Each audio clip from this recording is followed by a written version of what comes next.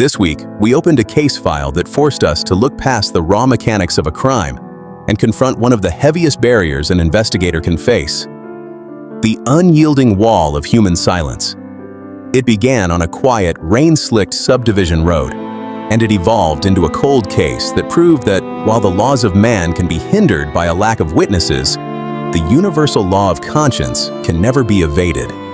Millions of you across the globe have flooded our feeds over the last few days, fiercely debating the lines between personal safety, reputation, and civic courage. We looked at how a tragic, 5-month-old discovery hidden inside a cardboard shoebox unraveled a hidden black market pharmaceutical trail stretching deep into the heart of the city. Today, we bring the entire narrative together into one seamless feature. We will break down the precise mechanics of the rainy morning response, the forensic tracing of an illicit transaction, the neighborhood profiles we uncovered, and the frustrating legal barrier that filed this tragedy away in the dark. Watch this file until the very end to understand why fleeing from long-term reality can never bring peace to a restless conscience. This is the complete feature. To the average citizen, a heavy downpour is just a routine inconvenience.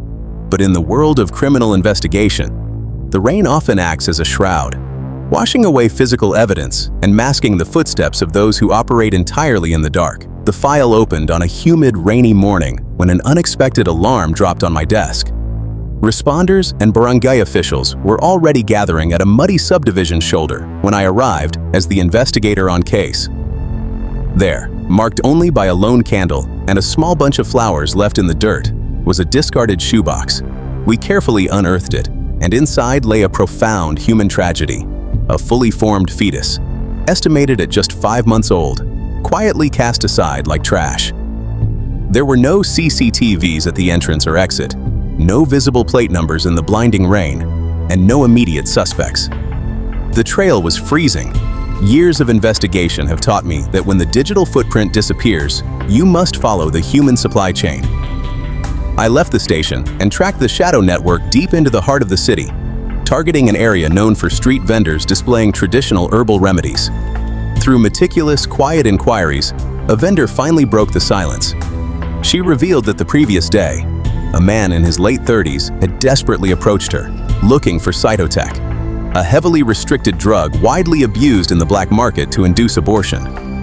She had refused him, but pointed him toward a young woman standing near a concrete post in front of a nearby prestigious religious school. I tracked down that connection.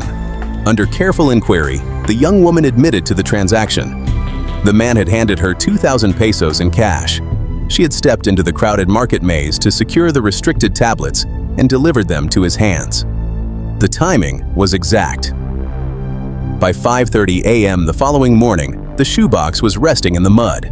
At Ching's perspective, our guiding principle is absolute professional confidentiality and strict legal ethics. When documenting an unsolved human tragedy that holds no official court conviction, we operate under rigid boundaries. We do not leak raw, unverified police files. We do not compromise ongoing intelligence, and we completely reject exposing the real identities of innocent families or neighborhood residents. To deliver this heavy societal warning to our global audience without losing its analytical impact, we leverage advanced AI prompting. We explicitly reject cartoon styles or dramatic sensationalized animations. Instead, we program the AI engine to reconstruct hyper-realistic, human-like visual stills, focusing on the cold reflection of rain on a muddy road, the gritty texture of an urban market post, and the somber weight of an investigator's environment. This technology allows us to raise a global mirror to a profound social conflict while keeping the real world completely protected.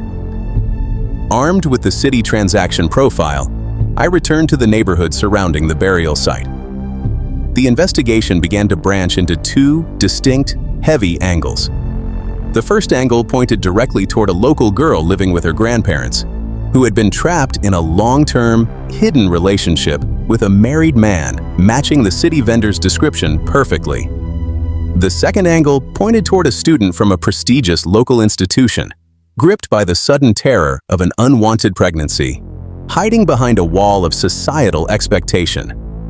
The neighborhood knew the truth. Residents and informants willingly came forward in the dark, whispering names, motives, and timelines to me in confidence.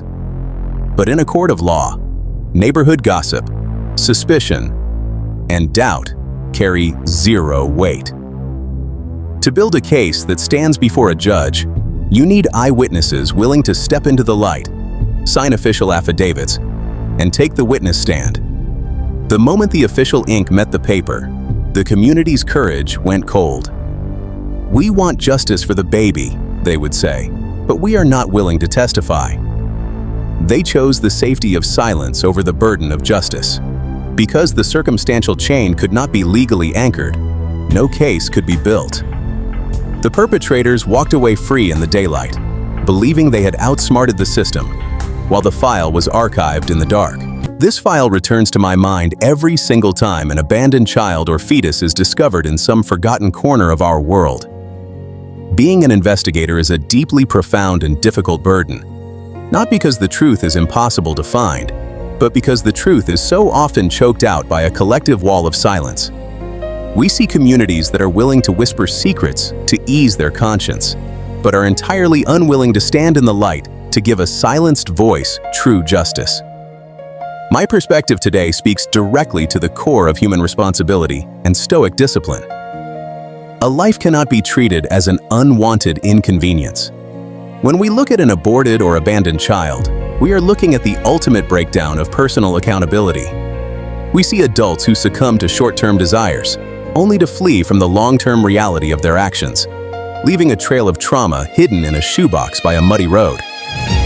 To anyone facing the terrifying weight of an unwanted crisis, or to those operating the hidden black markets of restricted pharmaceuticals, stop choosing the path of darkness. A child is not an error to be erased. If you cannot carry the responsibility of your actions, seek the correct, legal channels of care, protection, and adoption. Do not leave your conscience in the dirt. You can hide from the investigator, you can stay silent to protect your reputation, and you can escape the earthly courtroom, but the universal law of conscience never sleeps. You can run from the world, but you can never run from yourself. What is your perspective? When a community holds the key to a human tragedy, but chooses silence over taking the witness stand, does the moral guilt belong to the perpetrators alone, or does the entire neighborhood share the burden? Let me know in the comments below. Keep your mind sharp, your choices honorable, and your perspective grounded. I'm Ching, and I'll see you in the next case file. If you made this far, comment the word "more" so I know who the real ones are.